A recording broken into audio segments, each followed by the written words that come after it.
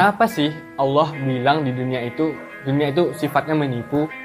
Karena kalau kita nggak hati-hati dengan namanya dunia itu bisa bikin kita lupa tujuan hidup.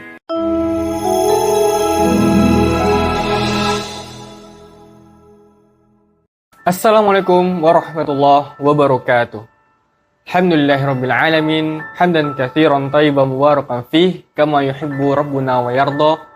Asyhadu an la ilaha illallah wahdahu la syarikalah wa asyhadu anna Muhammadan abduhu wa rasuluh. Allahumma shalli ala Muhammad wa ala ali Muhammad. Rabbi shrah li sadri wa yassir li amri wahlul 'uqdatam min lisani yafqahu qawli.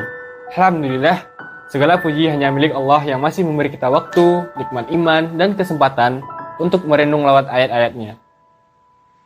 Teman-teman yang berbahagia, kita hidup di zaman yang serba cepat, serba glamor, dan serba ingin tampil. Tapi, pernah gak sih kita duduk di sejenak dan mikir, kenapa ya dunia ini begitu menggoda? Dan kenapa hati ini mudah banget nempel yang namanya dengan harta, popularitas, dan keindahan dunia? Ternyata, jawabannya udah Allah kasih dalam surah Al-Imran ayat 14. Yuk kita tadabburi bareng. Teman-teman yang berbahagia, kalau sebelumnya ayat ini kita pakai untuk mentadaburi tentang arti cinta, kali ini kita mencari tahu bahwasanya ayat ini ternyata punya tadabbur yang lain. Nah, Allah Subhanahu wa taala berfirman, A'udzubillahi minasyaitonirrajim. Bismillahirrahmanirrahim. Zuyyina lin-nasi hubbus syahawati minan nisa wal banin wal qanatiril muqantarati minaz zahabi wal fiddah wal khailil musawwamati wal an'ami wal hars. Dzalika mata'ul hayatid dunya wallahu 'indahul husnul ma'ab.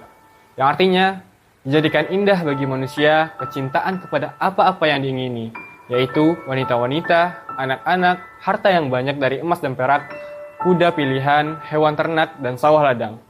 Itulah kesenangan hidup dunia, dan di sisi Allah lah tempat kembali yang terbaik.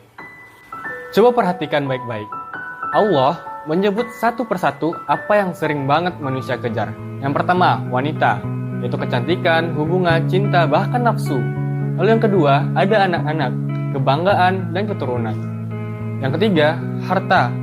Itu seperti emas, perak, atau kalau zaman sekarang bisa diwakili oleh saldo rekening atau aset digital. Lalu yang keempat itu kendaraan yang keren. Kalau dulu, di zaman dulu itu disebut mungkin dengan kuda, unta. Kalau sekarang seperti mobil sport dan motor gede. Nah, yang terakhir ada hewan ternak dan ladang.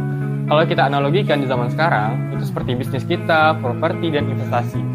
Nah, teman-teman yang berbahagia, Allah tahu banget nih isi hati kita.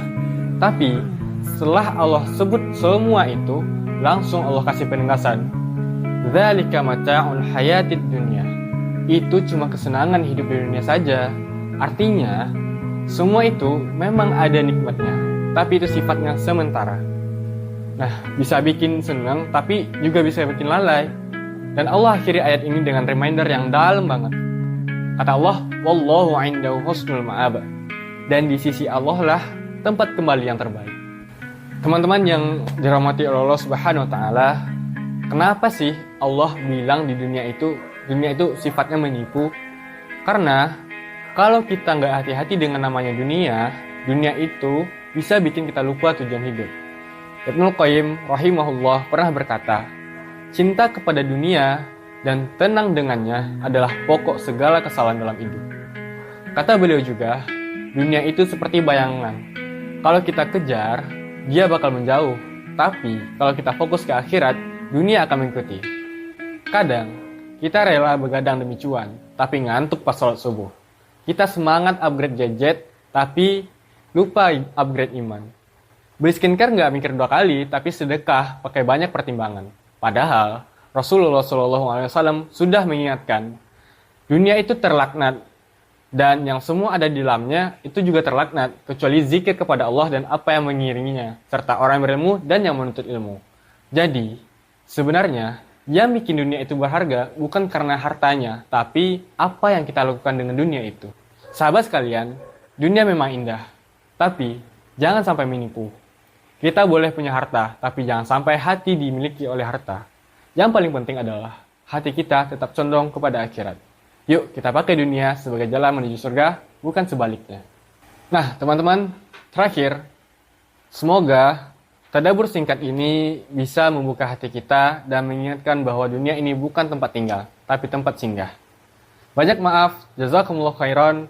Sampai jumpa di tadabbur selanjutnya. Wassalamualaikum warahmatullahi wabarakatuh.